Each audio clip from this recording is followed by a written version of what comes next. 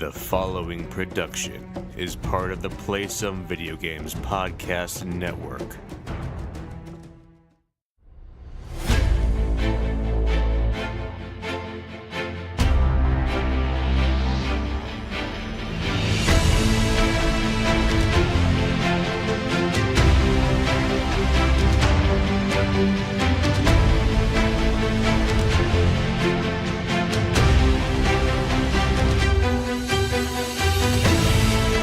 Greetings, Droggers, and welcome to Bored with Video Games, the gaming podcast that strives for the right balance of coverage for games you play on your table and on your television. You can think of us as the Bert and Ernie of gaming podcasts. We're a proud member of the PSVG Podcast Network. I am one of your hosts, Kyle, and joining me on this co-op adventure, the guy who only wears vertical stripes to my horizontal. Josh, how are you doing this evening? I'm so good. I'm so good and tired, as always. And Sesame Street is my life now that I have a 1-year-old. So that's very topical as I watch Bert and Ernie. Well, actually, it's mostly Elmo nowadays, pretty much every day. But I'm not a stripes guy, and I'm certainly not a vertical stripes guy. Did you know, though, that Bert only wears vertical stripes and Ernie always wears horizontal stripes? Did you know that? Yeah, I don't know. It sounds like a Mandela effect thing. Like, I feel like I've always known it, but I don't necessarily know that I've ever seen it. Yeah. But it sounds right. Yeah, I think the reasoning something was that Bert with his vertical stripes, it makes him feel more like uptight, or the perception is he's more uptight. And Ernie with horizontal stripes, apparently that makes him feel more like freewheeling, like however it's going to go. So I don't know if that's true, like as far as why they picked up that way, but that's kind of like I'll tell you what, it's not like the Sesame Street that I remember. The Bert and Ernie have no business being on Sesame Street. They're very odd, weird characters that don't fit in now. They're very, I don't know if like the original voice actors still play them, but they definitely have a creepy vibe to them. Yeah, I could see that. I could definitely see that. But hey, you know what? This isn't a kids television show review podcast. This is a gaming podcast. So thanks so much for joining us this week. As always, if you have any feedback, questions, suggested topics, hit us up at BoredWithVG on Twitter. Check out all the great things that Josh posts over on the Instagram at BoredWithVG, also there. You can find us on the Facebook if you're still using that thing, facebook.com/BoredWithVG.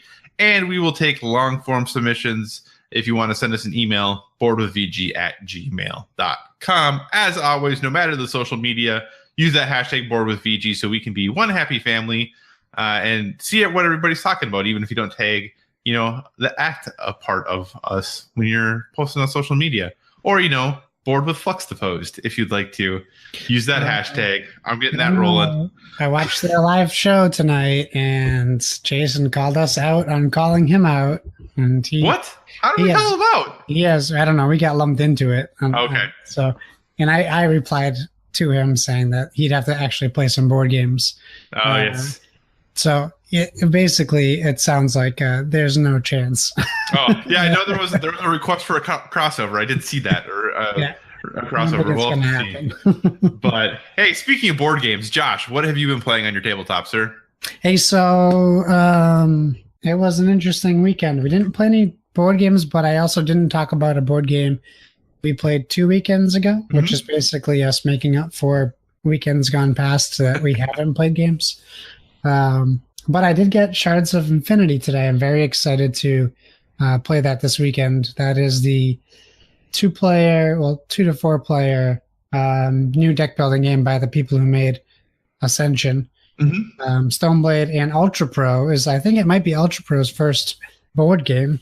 Ultra Pro from Card Sleeves, which this game doesn't come with. Which is it doesn't? No. See, I'll be honest. I just assumed it was going to come with like Ultra Pro branded sleeves. Like I didn't think that it was going to be like that's all I thought the partnership was. Yeah, no, it's actually them, kind of like how Upper Deck does Legendary. Oh, interesting. And then Ultra Pro was like, oh, I guess we should do games too. Very cool. So I'll report on that, and I'll take some pictures this weekend. But what I will talk about is Apotheca. It's an Andrew Federspiel game, and it's actually Apotheca, the Secret Potion Society. And it's a knapsack and Renegade Games produced game. It's 1 to 4 players, 13 plus. I would say you could probably even do 10 plus. And it's about a 30-minute game.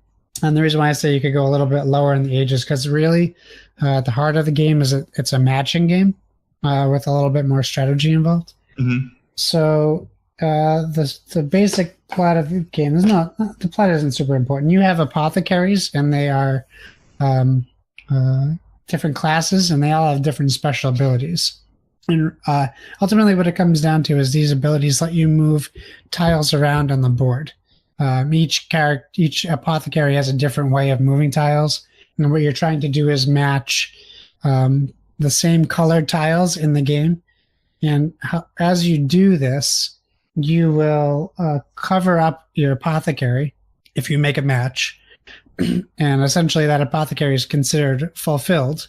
And the first person to fulfill 3 apothecaries wins the game. And the board is set up. I didn't count it, but I have it right next to me. So it's 16 squares. So it's 4 by 4. So 12 squares. No, 16. Don't mind me and my terrible math. Math is hard. Math is hard, especially if you're terrible at it in general. And what you do is you have potions, and there's yellow, blue, and red. Now, what these do is, as you get them, they allow you to buy other apothecaries in like kind of like a drafting deck. And the way this works is when you set up your matches, or when you reveal a face down tile, you will get the color of the potion that you're revealing. And if you get 3 in a row, you basically collect all 3 of those, and that gives a fulfillment for an apothecary. But you can also do matches like a plus sign, which will give you actually give you a fulfillment and 1 gem of that color that you completed. You can also do 4 in a row, or you can do like an L shape. And if you do those will give you also a gem of the color you complete and a completion, which you do need eventually to buy more apothecaries. On your turn, you can only do one thing on your turn. And I'm going to tell you. So, sorry, you take 2 or 4 actions. You can either reveal a face-down tile, can use a power, you can hire an apothecary, or you can do what is called restock, and that is taking from the draw pile of potions that are face-down. And if there are, you would restock up to 3 face-down tiles. Mm-hmm. You can also move those tiles with your powers, even if they're face-down. But the person who puts the potion face-down gets to look at it before they place it. So if there's 2 yellows face up on the board already, I could put that yellow face down in the middle of those, but it could also set up my opponent to draw that card. Or you can think maybe you bluff them out and you put a red one in there so that they don't get the match, but they would get a red potion for revealing it. So it's all about strategy and setting up the tiles how you want, and it's really about utilizing the power of your apothecaries, because that's really like every game I won, it was by using my apothecaries' power, but they can't be overpowered because you cover them up after you complete a set. So you can really only use that apothecary's power until that set is complete. And they do a good job at showing you on the apothecary the movement of the tiles. It's not too difficult to figure out. They pretty much show you a board and where you're going to be moving those tiles. So I thought it was pretty easy to learn. It's one of those games where we didn't really have to go back to the instruction booklet too often, unless it was kind of like clarification on the power of the apothecary, which they do a good job at the back to give you a full, like, bigger size picture of each one. Mm-hmm. They also go into the lore if you're really curious. They give you a backstory on every apothecary, which I thought was interesting. I didn't read it, but it's a very nice looking game. I mean, the components are very good. The cards are great. The art is incredible for the apothecaries themselves. I wouldn't say the board is super mind-blowing, but they did put on like that glossy detail to certain parts of the board, so it kind of does stick out a little bit. So I would say it's a good game. I got it on a Board Game Geek auction for $20. I think that's a good price. Okay. I think the game is probably 40. I would say that's a little high, I think, unless you have kids who are interested in like the Magic kind of stuff that isn't necessarily Potter. And it's a little easier to pick up and play. So like Magic it's also the Gathering, one player. No. It's also one player. So, I mean, for those people out there like Jason Lacey who thinks he can't play games unless he has other people to play with, this is a game you could play. There's a lot of single player games out there these days. There are. And we'll get him. We're gonna if he ever does a beer trade again, I'm just gonna sneak some board games into his shipment. So I'm gonna kind of pull an audible here and do things a little bit differently than we usually do, and I'm going to insert a question/email that we received right now because it fits, I think, pretty well. So you did a great job, Josh, of being on the Twitter, and as soon as Amazon posted their sale for International Tabletop Day, you were on it, you were tweeting it out, you were getting people excited for it, people were ordering things, you ordered some things, other people tried to order things, but they were sold out, so their orders got canceled. Lots of orders and things happened. But as a result of that, we got a question from Splig, super listener that he is, at Dopalicious on Twitter, and he wants to know, A, any other big deals for Tabletop Day, and B, how are you celebrating? And I don't think we've talked about this at all, that International Tabletop Day is coming up. So this Saturday. This Saturday. Are you doing anything for it? Are there other deals that you're looking for? What are the plans for International Tabletop Day? There will be more deals. It's just a matter of who and when. I mean, keep your eye on Miniature Market and Cool Stuff Inc. You might. I wouldn't be surprised if Barnes & Noble does another like 20% off coupon this weekend, if you remember. Because, I mean, we thought that they were getting out of the game. Remember they posted it. I got an email from them. It says like brand new games. All these new games coming in. They had Century Spice Road, Photosynthesis, all these brand new games. So it looks like maybe they changed their mind. Interesting. Keep that in mind. Also, your FLGS, your friendly local game store, will have Tabletop Day promo stuff.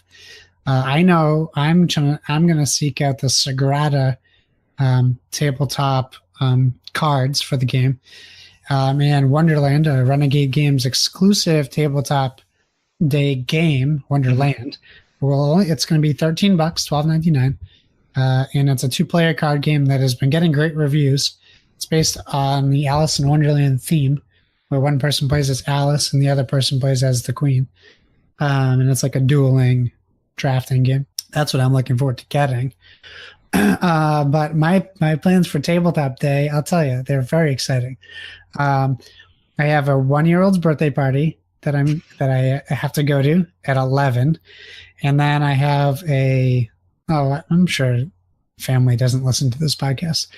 I have I won't say I have something to go to. I have a surprise party to go to for my wife's aunt on Saturday evening. So I've basically been told no board games on International Tabletop Day. No! Now, normally I run the Craft Brew Race 5K in the morning, which is also on Tabletop Day in Worcester. And then we would come home and play games all day. That's the normal lineup. So I'll be missing both the race this year, which is Team #Butts. No joke. That's our team name. We have shirts with #Butts on them.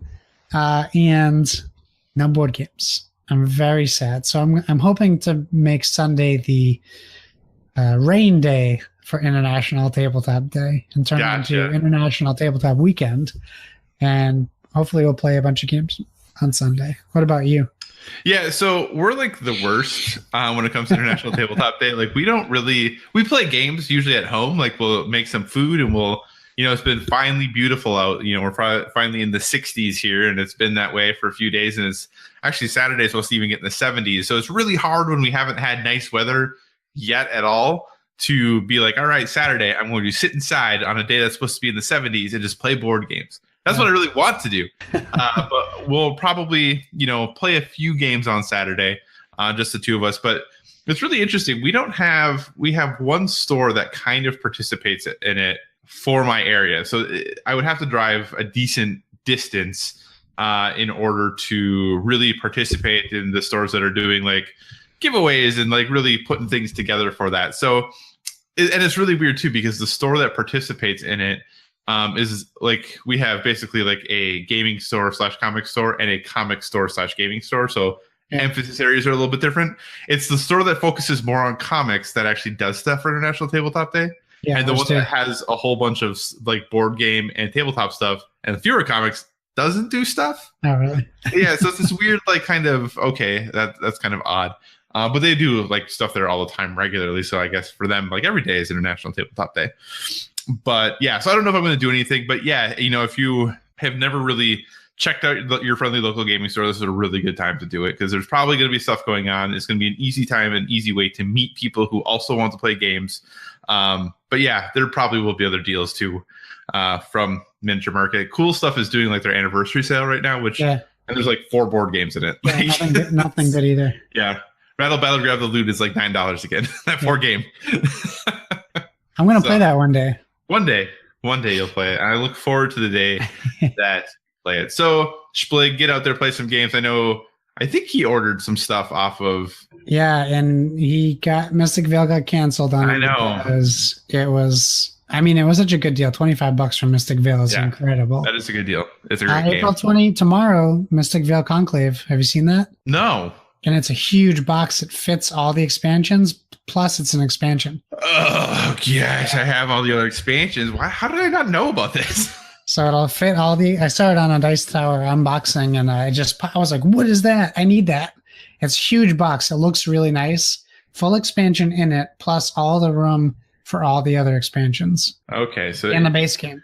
So Conclave. You look that up. So I am looking it up right now just so that it's in the background. I got Terraforming Mars because I don't have it. Oh, nice. That was $30. Oh, nice. I had to get that, right? Right. And why am I forgetting the other game I got? I wanted to get Whistle Stop, but I didn't because, as Splig said, trains. We need more train games. What was the other game I got? Oh my god, my phone just crashed. Did you find Conclave? I did. This looks really cool. How did I not know about this? It's a little expensive. I get not really, but Palace of Mad King Ludwig. I got that was also $30, half price. Gotcha. It's interesting though because it's on Amazon. It just says you can order it, but on Cool Stuff it says it's pre-ordered still tomorrow still. So what's the price? Well, it's $50. It's $49.99 on Amazon. It is $35.99 on Cool Stuff. That's a good price for an expansion. Yeah, $35.49 on Miniature Market also. Yeah. So hey, maybe I'll have to add that because I do have all the other Mystic Vale expansions. So maybe I'll add that to it. Yeah. So I don't know if people really want to hear me talk about my game shopping I'm going to be doing, but Josh, I have some bad news, man.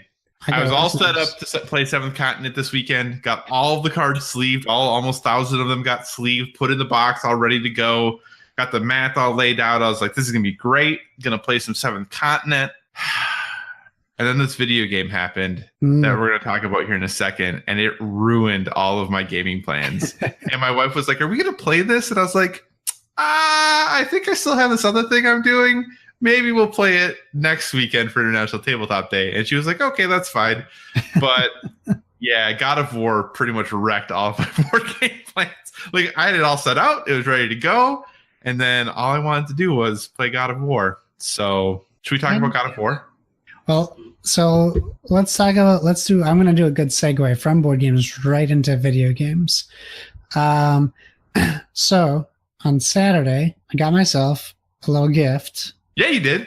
And it's called the PlayStation 4 Pro Edition. It's not very little though. And it's not very nice to look at. It looks like a hamburger. It's quite ugly. I'm looking at it right now. It's glowing orange at me. And it's an eyesore next to my Switch and my Xbox One X. But appearances aside, it will be a contender on The Voice. It's good. You don't need to look at it.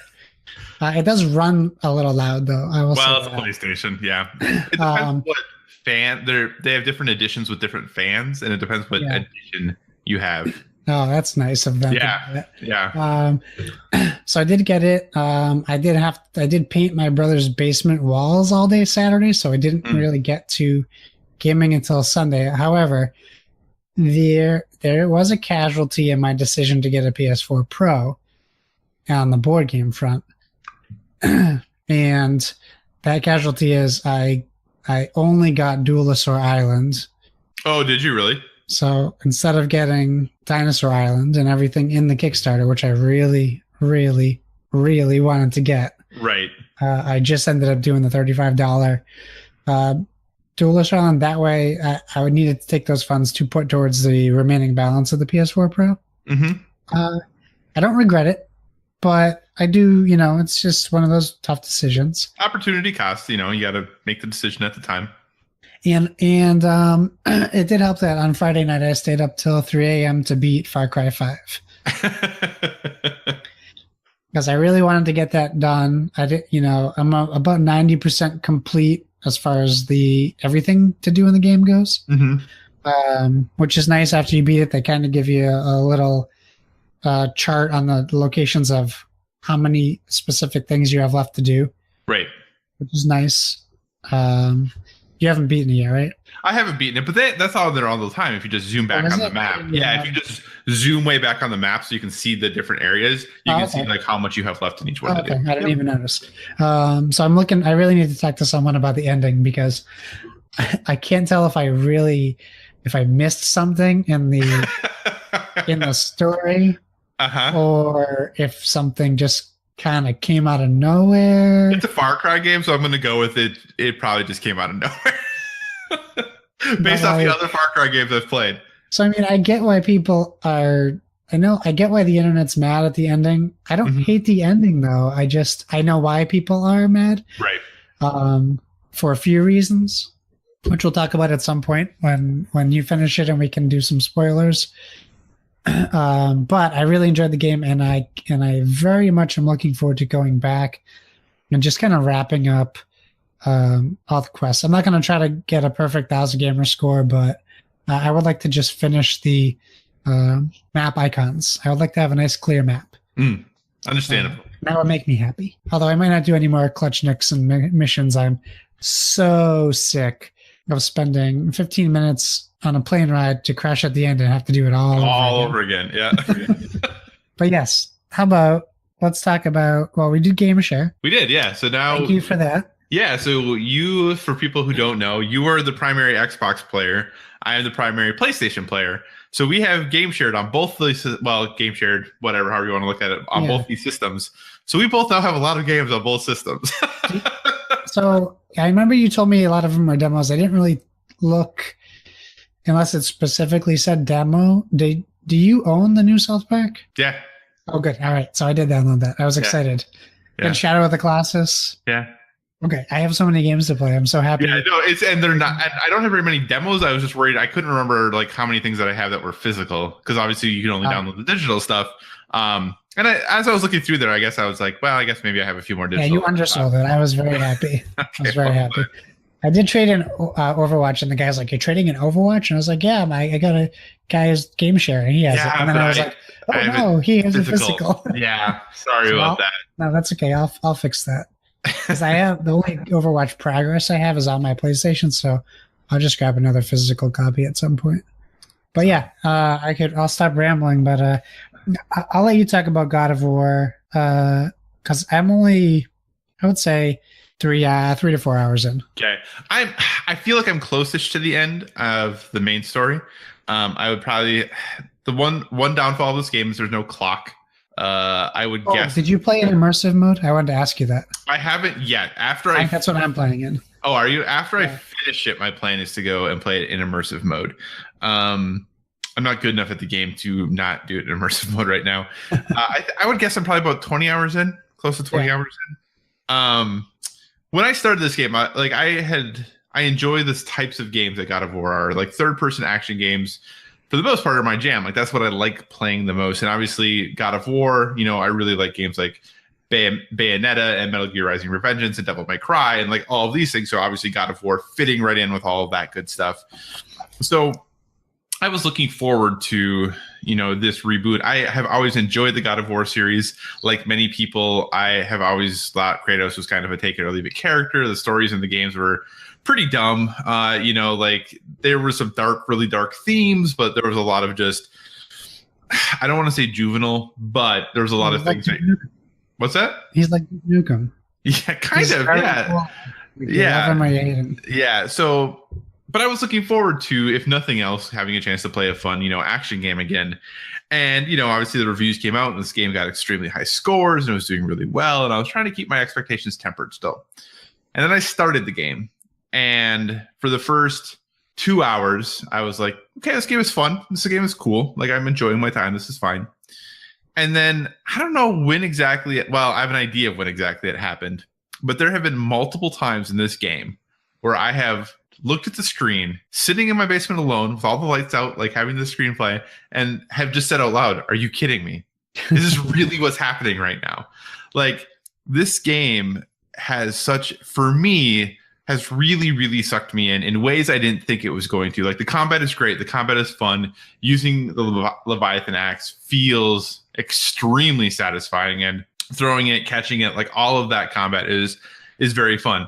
I did learn you can't really play it like you played the old God of War games. Right, it's way different. I hit a wall a few hours in where I was getting worked, and I had to rethink about how I was doing combat. And once I rethought it and reframed how I did it, things have gotten much, much better for me since then. There are still some challenges with specific enemies, but overall, like, there was a section there where I was like, man, I'm just really bad at this game. But then I realized I was trying to play it like I did old God of Wars, and managing your distance, especially with how the camera is in it, managing your distance is much more important. Your parries and your blocks are far more important than I felt like the old God of Wars were, at least for me. Maybe I'm just older now and I'm not as quick with my reactions as I was before.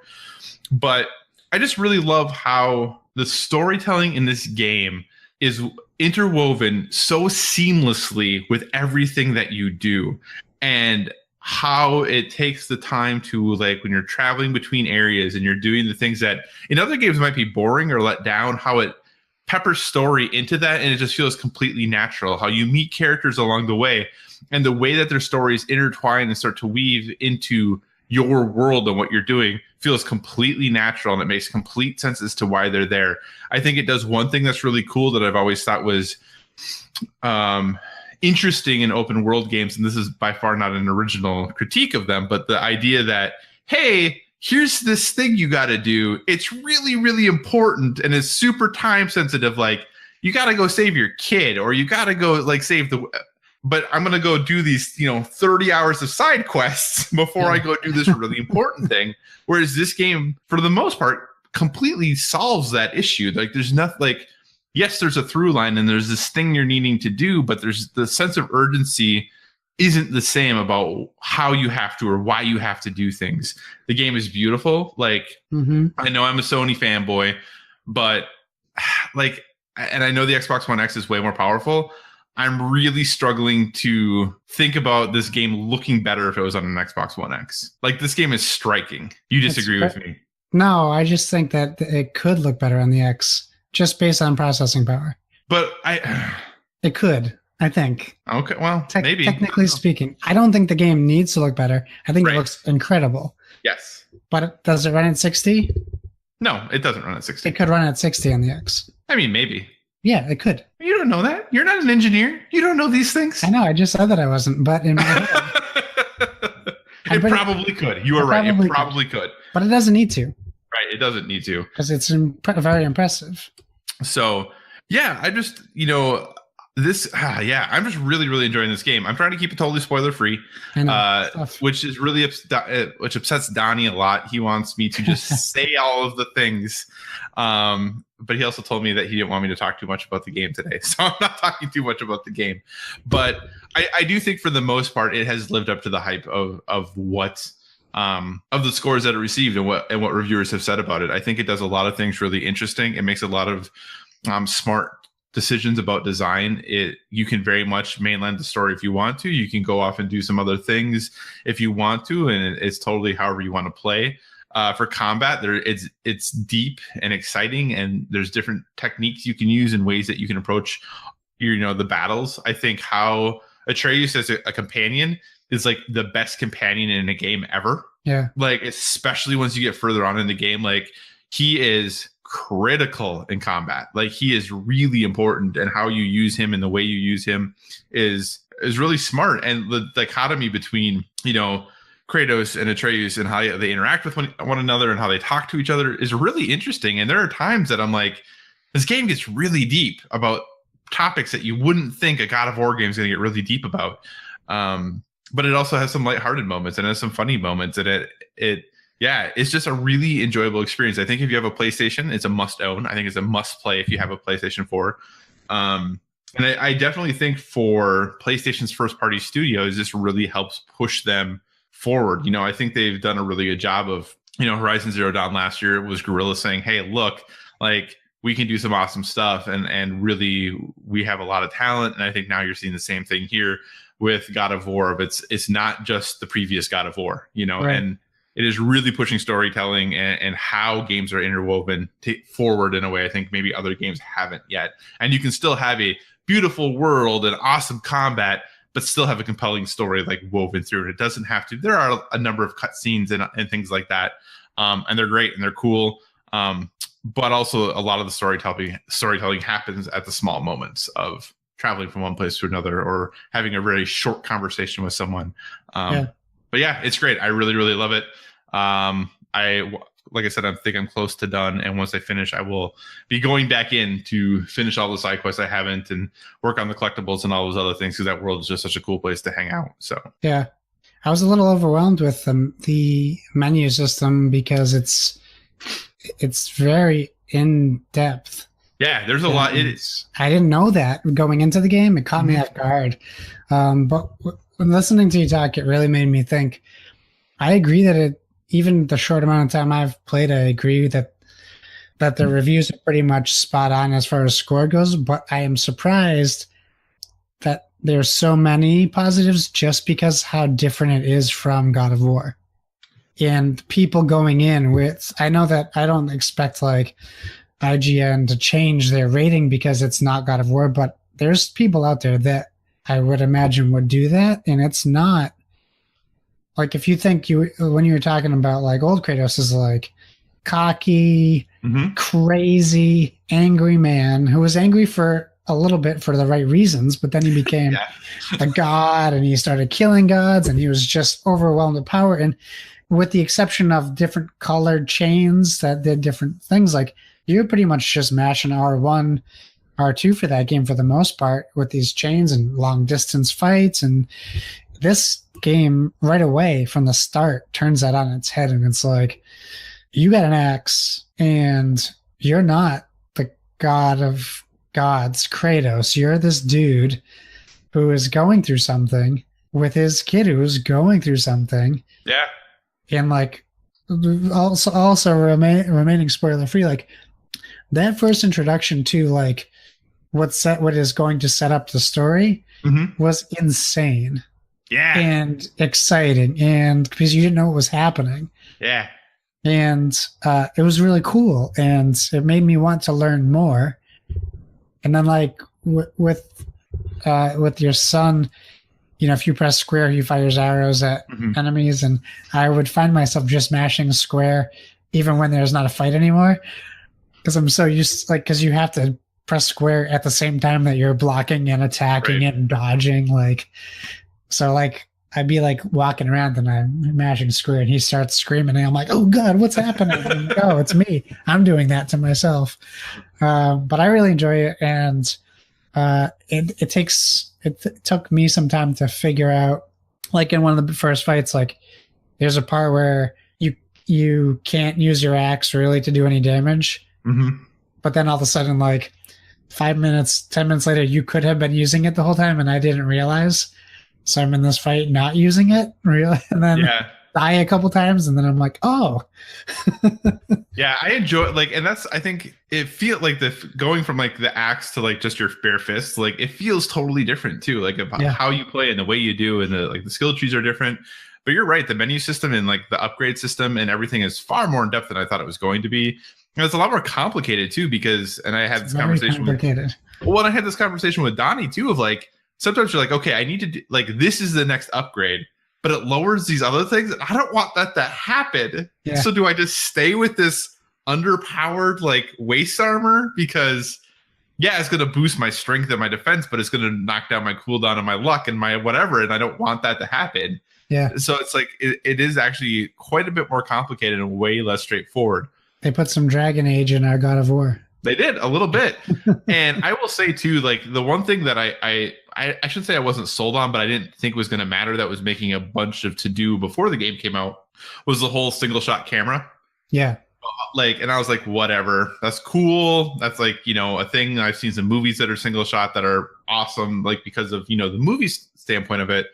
But I'll say this is a thing I never thought I wanted that I'm totally glad they gave me. Like, this is awesome. Like, especially once you get further in the game with some of the story things and some of the, you know, God of War, like, especially if you think of like God of War 3 and the opening of God of War 3, how epic it is and awesome it is. You know, obviously with this tight-in camera, it takes a little bit away from that. It never really backs up too far. Like, it pretty much stays like right there the whole time.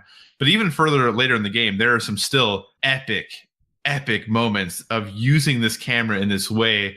And instead of saying, oh, everything, like, Kratos is really little and you see how big this thing is, so that's why the sense of scale comes from. Now the sense of scale comes of like, well, I know how big Kratos is because the camera's right there and I can't see the head of this thing, you know, like, so it like does like, yeah, it totally just shifts the perception and the way that you're looking at things, and you think of things being epic in a different way.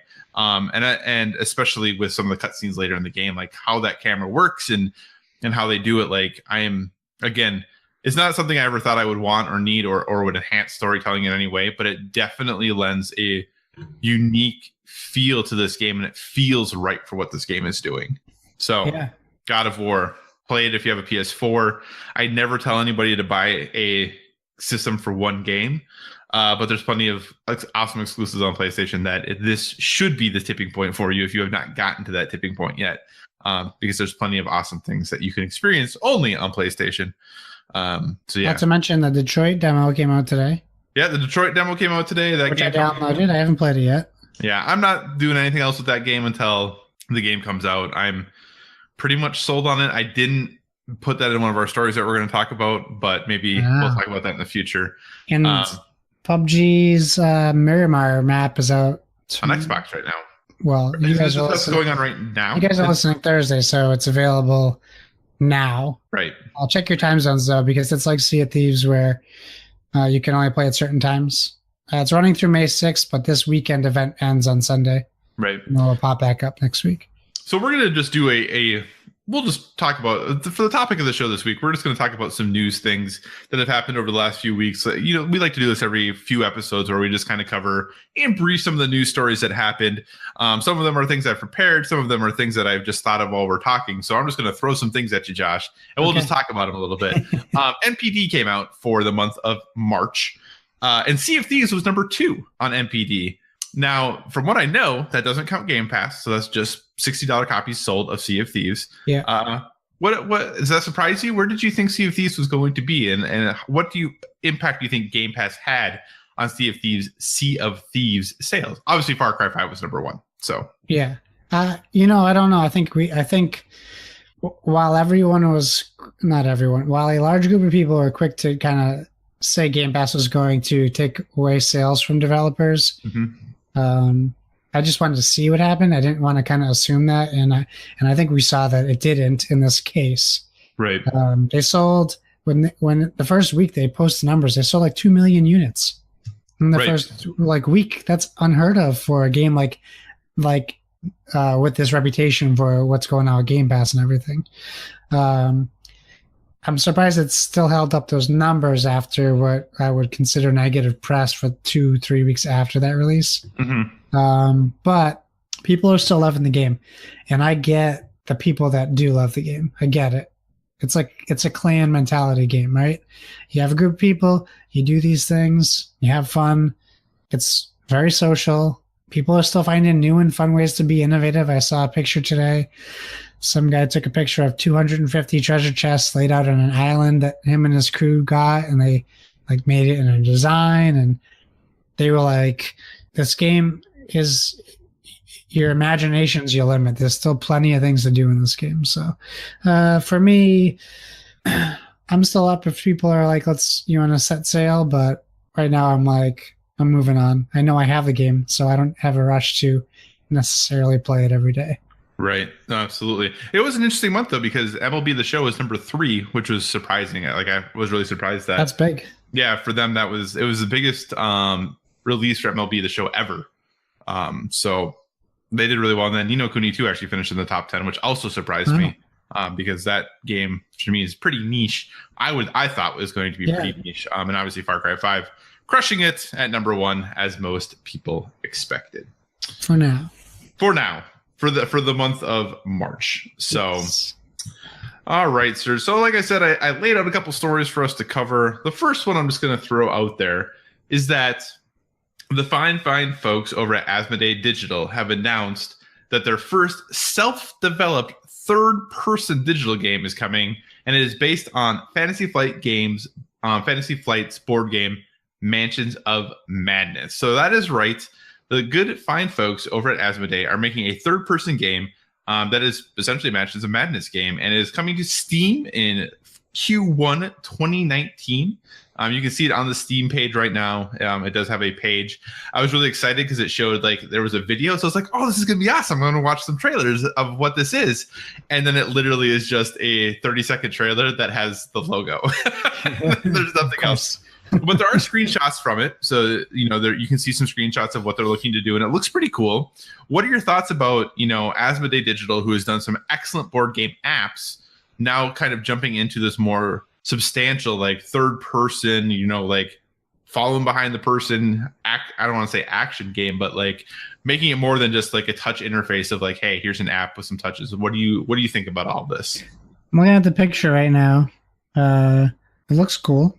Yeah, I mean, it looks pretty awesome, right? It reminds me of the main entrance in Mansions of Madness. So.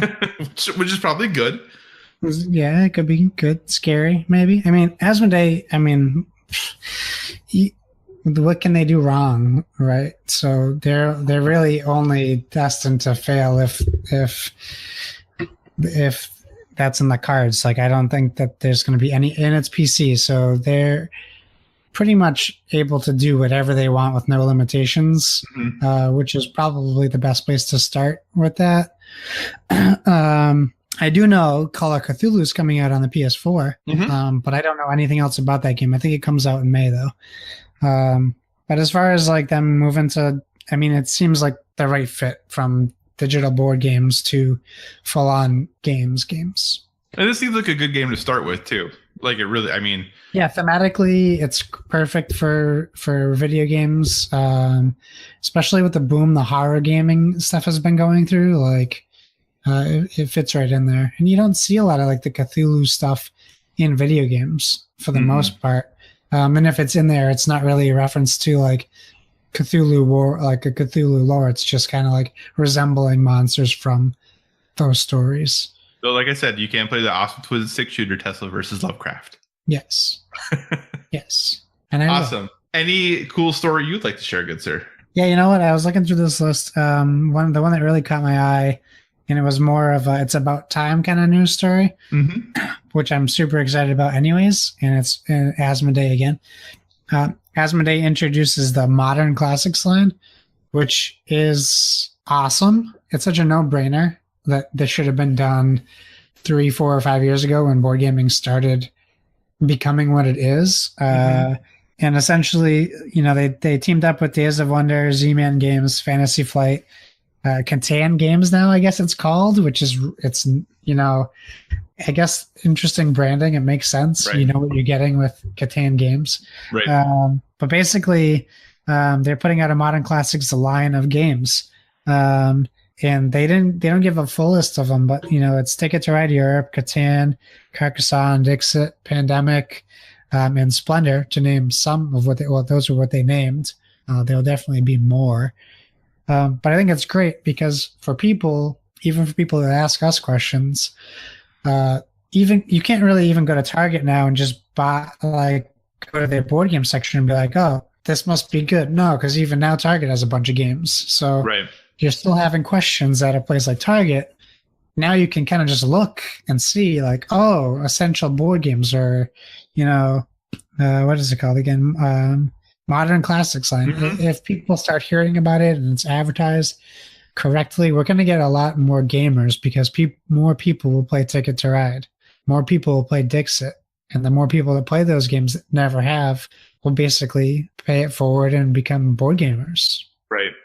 Yeah. And which is great. Yeah. And like the lineup that they have, like I could easily just be like, hey, anyone, like if somebody's like, hey, I'm looking to get into board games, I feel like pretty much all of those are like, yep, go for it. Like all of those seem great. Yeah, so for sure. So yeah.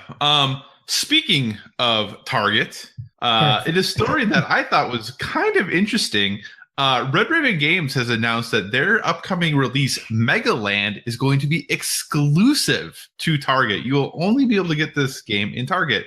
If you're not familiar with Red Raven, they are they produce quality games. They did Near and Far, Above and Below, Islebound, Klondike Rush. Like they've done some really good, solid games in the past. And it's kind of interesting, to see Ryan Lockett, come out and I think Mallory's listed on this one too.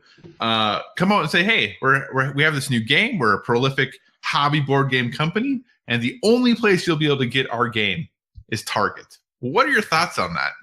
I think it's great. I think it's funny. Well, first off, because obviously, what do I do when I go on the internet? I look at comment threads. Right.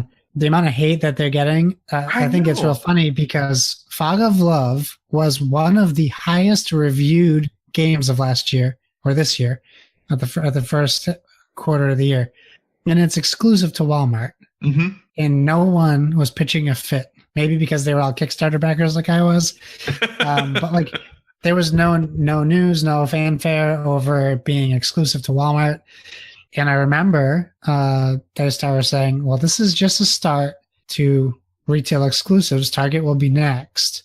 They didn't say what, and I don't know if they necessarily had the foresight for this, but I think it's great for Target. Right. Because Target has given them that money.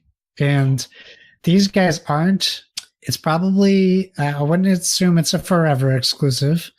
This will be sold aftermarket for sure in places like Board Game Geek, and people will be trading it. It will also raise the value up for trade, like for math trades. Yeah. So I think it's going to get more people into Target, and that's what Target wants for their board game section, which is what they're trying to revitalize. Could a Red Raven have made the game and just sold it? Yes, for sure. They got Near and Far, Above and Below, the Islebound. You have all these games that have huge fans, but they're in one lane. There are all these fans of this one genre of game. Right. So this is going to open that up. Hey, guess what? I got Megaland for my kid. It's awesome. I just found out they make 4 more games with the same type of art and characters. Now I'm going to go to Red Raven and I'm going to spend, the rest of my money on these games. So I think it's smart for them and good for them. That's what I say. Yeah, no, I think it's kind of interesting. And, I can't remember what show it was, but we were talking about how, man, was it at Gen Con last year or maybe it was at, I can't remember what the show was, but we're talking about, or it might have been New York Game Fair, Toy Fair, that they were talking about how Target was taking pitches for games. Yeah, Toy Fair, yeah, New York Toy Fair, that they're, Target was there taking pitches and listening to people, trying to sell them on their games. And so it seems like, obviously this would have had to happen probably sooner than that, or earlier than that. Yeah. But it seems like, this might not be the last. I think that they have Bob Ross, The Art of Chill. Was that a Target thing? Yeah. So I think, obviously this isn't the first game, but I definitely don't think this will be the last game that we're seeing as a Target exclusive. But if you think about it, and this could have even been, maybe they had this game done. Maybe it was going to be a Kickstarter. That's true. Like all these people who are doing Kickstarters, they could try going to a retailer also. I don't think it's any form of selling out. Right. Which is unfortunately what people are branding this. But I don't see that as the case because they could have just put this on Kickstarter.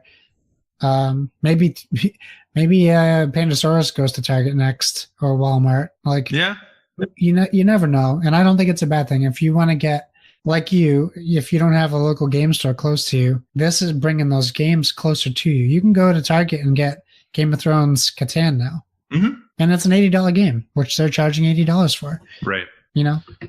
So no, for sure. Hey, were you a big fan of Choose Your Own Adventure books? Yeah, I'm so excited about this. Awesome. Well, why don't you talk about it?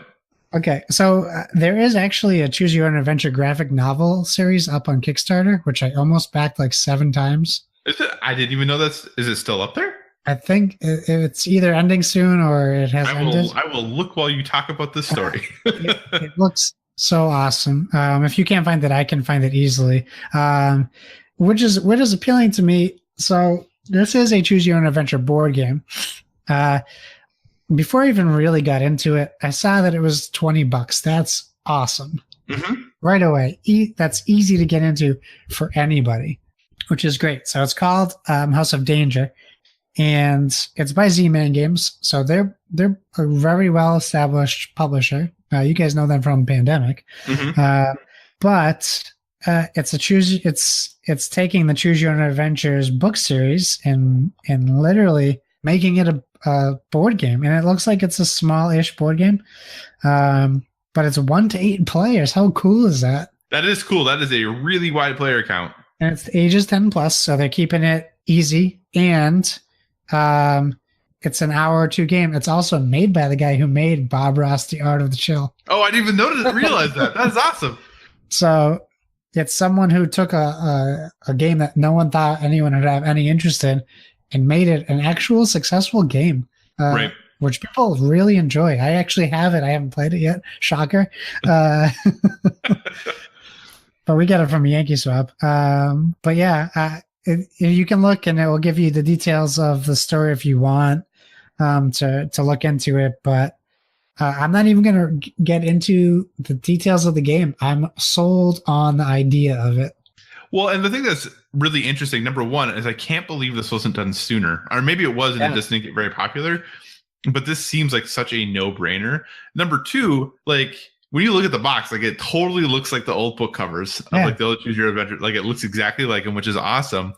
But number three, like this is like an endless, not totally endless, but a very deep pool that they can just keep going back to. Like the number of these that they can make is going to be bonkers. And if they turn out well, like for $20, why not? Like if you can get pay $20, get a few hours of fun with, your family or even by yourself. Jason. Yeah, let's go. Another game he can play by himself. Like that's awesome. Like that's a really good price for a really cool IP, and potentially, from a designer who's done some cool stuff in the past. Yeah, I think this is a really interesting thing that now that I hear it's being made, it seems like such a no-brainer. Yeah, I think it's so cool, and I'm excited because those are things I loved when I was a kid, and I'm just excited that they're bringing it back. Speaking of bringing things back, a few weeks ago, Valve did a press conference. Well, not really a press conference, but they had press in because they were showing off Artifact, their new card game that they have. That's actually designed by Richard Garfield, but it's the card game set in the Dota universe. And while they had the press there and they were showing off the game, one of the things Gabe Newell said was that, hey, Valve is going to get back into publishing games. We're going to be a game studio again. And apparently one of the ways that they're going to do that is just buy studios that make games instead of doing it instead of doing it themselves. And it was announced over the weekend that Valve has acquired Campo Santo, the folks who made Firewatch, which I really enjoyed. I thought Firewatch was a great little, we had a huge discussion in the Discord about what you call these games. But I just thought Firewatch was a good game. I really enjoyed playing it. I know the end was a bit of a bummer for some people for that game. But overall, I thought, the art, especially the art direction, Ollie Moss was obviously helped work on that game and provided a lot of the art direction for it. But, that game I thought was really cool. They had announced that their new game, In the Valley of the Gods, I think is what it's called. I think they announced it at the Game Awards in 2017. And they said they're still going to be making that. That's still the game that they're working on.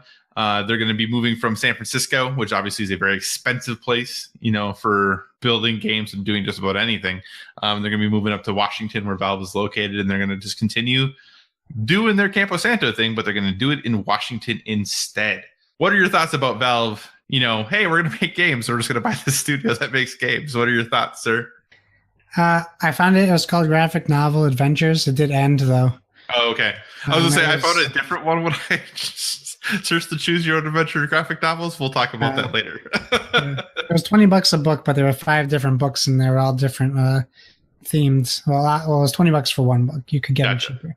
I mean, this is not the news Valve fans are waiting for. If that's what, if that's what we just need to bring it to people. Maybe they'll make Portal 3 or Half-Life 3. Maybe they'll be the ones to make it. I doubt it. I mean, it's just news. It's only news because it's Valve. I mean, this happens a lot where companies buy up smaller studios. Microsoft, Sony, they do it all the time. Well, and that's what was interesting is that when I first heard it, I heard that Campo Santo had been purchased, and I right away thought it was Microsoft. Right. Which would make sense because all those games are early access from Microsoft. Well, Firewatch came out on PS4 first. Oh, it did. It was I don't know if it was a year, 6 months, something. It was on PlayStation's stage on E3 2015. Okay. Oh, maybe I'm thinking a different game then. Yeah, but anyway, I right away, especially with Phil Spencer, had been talking about they're looking at really upping their first party production, and that they knew that games are important. When I heard that they had been purchased, to me right away I was like, oh, that's a perfect fit for Microsoft. It fills a niche that none of their studios do. And then it was like Valve, and I was like, oh, well, I mean, yeah, it's something that Valve doesn't do either because it's making games. So yeah, which I shouldn't say because they obviously have a couple very successful products out there. Well, remember how popular Orange Box was too on the consoles? Yeah. Like, it's not out of the question for Valve to do console gaming. Right. No, absolutely. And this still definitely could come to consoles. I don't think it being acquired by Valve means this is suddenly just going to be a Steam only release. So right. Valve likes to make money. Yeah. I mean, we all do. So any other stories you would like to talk about on this fine evening, sir? I don't know. How are we looking on time? We're doing okay. We got a few minutes still. I mean, something that caught my eye, it doesn't really appeal to me, but for the Xbox fanboy in me does. So you can now earn Xbox achievements on the Switch in Minecraft, which is my brain was like, it doesn't compute. Yeah, I think it's when the new patch comes out, which maybe already did. Maybe it's coming out in May. Yeah, I think so. I think it's an upcoming thing. So what are your thoughts? Is that gonna get you to buy Minecraft on Switch so you can earn some achievements? No, I feel like Coach Mo. I know Mo will. But no, I don't have it. I mean, I don't want to say Minecraft isn't for me. I've just never tried Minecraft. Mm-hmm. It just doesn't appeal to me. I could play it and love it, but I'm not going crazy over the achievements. I thought for a hot second that I was going to beat Coach this month in achievements, and then because he was only 75 gamer score ahead of me, but now he's 675 gamer score ahead of me. That was as of yesterday, so I'm sure it's higher now. So it's great for the achievement lovers who have both consoles. I just think every time I see something like this, I'm like, come on, Sony, get on board with everyone. But this perfectly tells you why Sony said no. Can you imagine Sony saying, yes, sign on to your PlayStation and then sign into Xbox Live to earn achievements? But it's a 10-year-old game. That is owned by Microsoft, which clearly they're saying for the online portion, it has to go through our stuff. That's fair. Of course Sony's going to say no to that. Do you think Microsoft would say yeah, Sony game, whatever. Yes, we will totally allow our people to sign on to our Xbox and then have them sign into the PlayStation Network and start earning trophies in your system. Okay. I get it. You know what I'm saying? That's not what I meant. I didn't mean it that way. I just mean whenever I see news about platforms working together, it gets me frustrated that Sony isn't involved with the Fortnites, the Battleborns, the whatevers. I understand that there's situations like this where Microsoft owns Mojang. I get that. I wasn't thinking of that because I just don't associate the two together. Right. But that makes total sense. But every time I see a story that involves crossplay in some form, or companies working together, it frustrates me. I understand it's a money game. I get it. But when there's so many people that want this thing, they're not going to lose money on Fortnite. Were you super frustrated in the PS3 360 generation when PlayStation wanted crossplay and Microsoft said no? Yeah, but different people were running Microsoft then. Just saying. I'm not saying PlayStation. Had they said yes then, like none of this would have been a problem.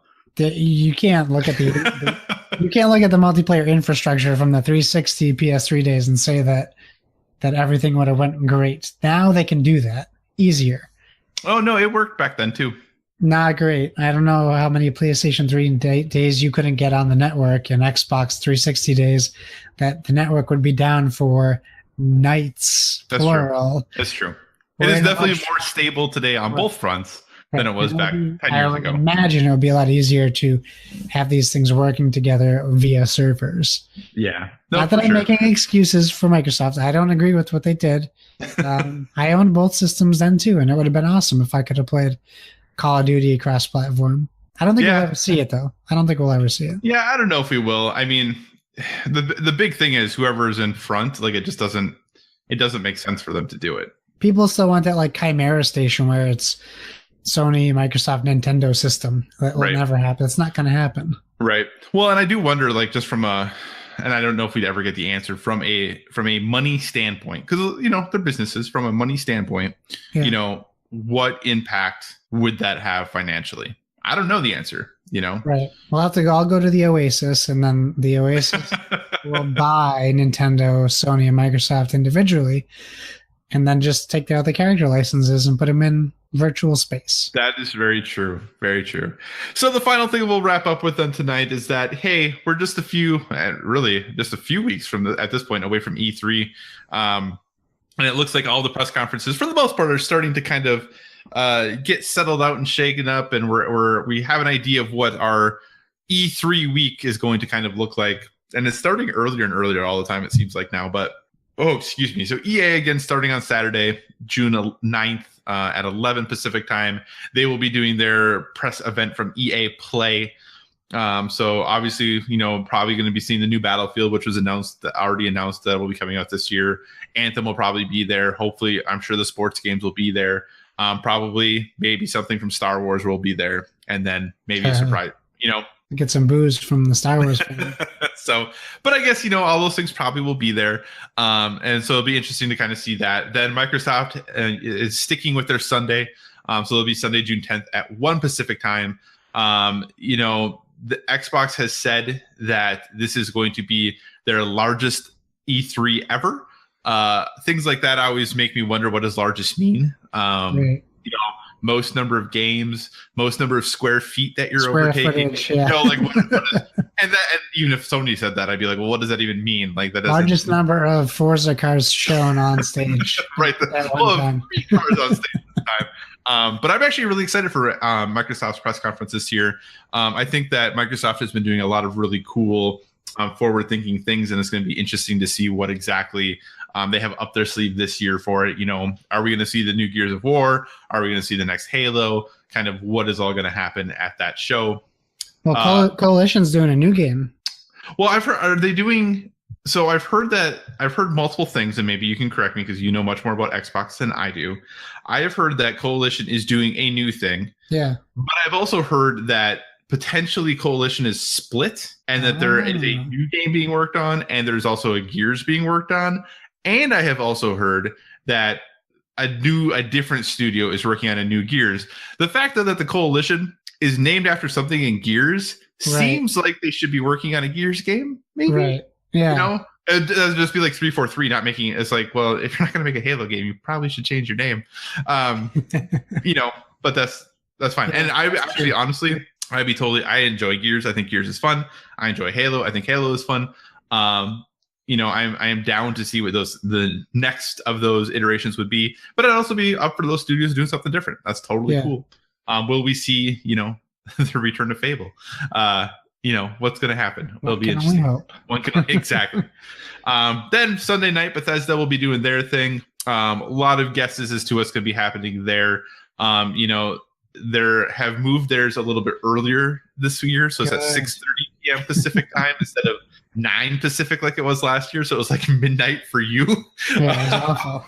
So, but yeah, it'll be interesting to see what they're going to show. Are they going to have their next big proper Bethesda RPG? Is Starfield finally going to get unveiled? Kind of what are they working on? And then Ubisoft is scheduled for Monday at 1 p.m. Pacific. Obviously, we already know we're going to be seeing The Division 2. Are those Splinter Cell rumors going to come true? Is Assassin's Creed going to really be a 2-year cycle now? Are we going to see more Beyond Good and Evil? Kind of what's going to be happening there? Will we see Aisha Tyler again? I know. Are they going to go back to like they did last year with just having devs? So that's what we have confirmed thus far. Sony, typically is Monday night. They have not confirmed a show yet, a conference yet. And Nintendo is typically Tuesday morning. They also have not confirmed anything yet. But last year, PlayStation didn't confirm their dates until like the first week of May. So still some time there for that to happen. But I'm excited for E3 this year. Are you excited for E3 this year? Yeah, I was just talking about it at work today.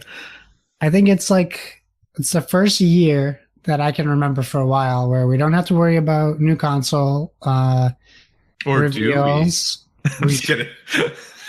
We better not. We don't have to worry about new hardware, new peripherals, new infrastructure, new all this, that, networks. Maybe with the Switch, maybe we'll get some like news on Virtual Console or on network that works. But I think I'm just excited for every conference because we're just going to see a buttload of games. And that's awesome. That's the best scenario for E3. No jabs at other companies. None of this nonsense that everyone starts. It'll still happen between all of us bickering. Right. But I'm just excited to sit down looking at right in front of me all the new consoles, knowing I have everything I need to play any game that's announced. That's right. That's techno stress washing away from me for now. And I'm just excited to see what I'm looking forward to. The only big bummer I always have about E3 is every time there's no instant gratification. It's a lot of waiting. So for the most part, I mean, there'll be games that we might be able to get in a month or two from then, or the big, you can get it now, reveals probably from Nintendo. But for the most part, just for me as I want it, I need it now kind of thing. That's really the only bummer is, or seeing Kingdom Hearts and not getting a release date again, or. Well, supposedly that's still coming out this year. Yeah, we'll see what happens. We'll see. Or Crackdown, even Crackdown, if they don't give us a solid date on Crackdown. Because wasn't that supposed to be spring? Yeah. This spring, right now? So I'll be bummed about that because we never got a date on that. I can wait, but I just hate at E3. There's so much pressure for them to show stuff so early. Mm-hmm. Zelda was a victim of it. The Last Guardian, obviously a big victim of that. Crackdown now. There's been Cuphead was a victim of it. Below. Well, yeah, maybe we'll get a date on Below. Cappy said that it's coming this year, is what they have said, and I think Microsoft said that it's coming this year as well. So yeah, the road to where is paved with what? Yeah, but hey, as a Sony fan, I'm used to waiting a very long time for all of the games they show, so it's totally fine by me. Yeah, because for the past 2 years, you get every game you ever wanted in the past. That's true. It has been a very good 2 years. But hey, I like being excited for things, so it's cool. Yeah. I'm fine with that. So, hey, man, it's been fun. What do you say we wrap this show up so Donnie doesn't yell at us for going super, super long? That sounds like we should go longer. As per usual, thank you all for joining us, ladies and gentlemen. Remember, it's not hard to forget, but we're on all social medias. That's at boardwithvg, at gmail.com, on Twitter, Instagram, Facebook, all of those places. I don't often plug my regular stuff, so you can find me on Xbox and PlayStation as Why So Serious. That's SIRRIUS.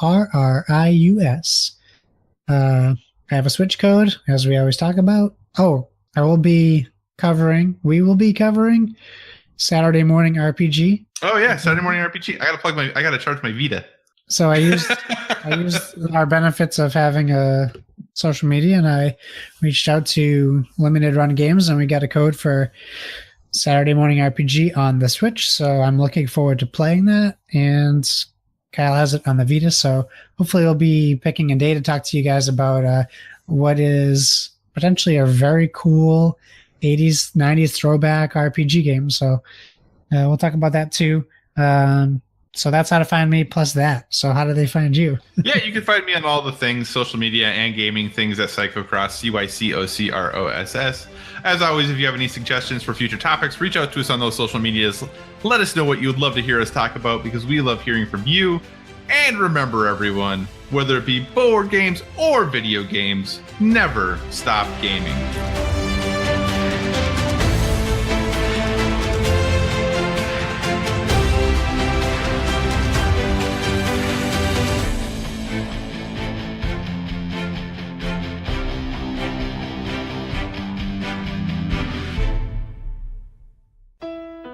This has been a production of the Play Some Video Games Podcast Network. Find more great content at playsomevideogames.com.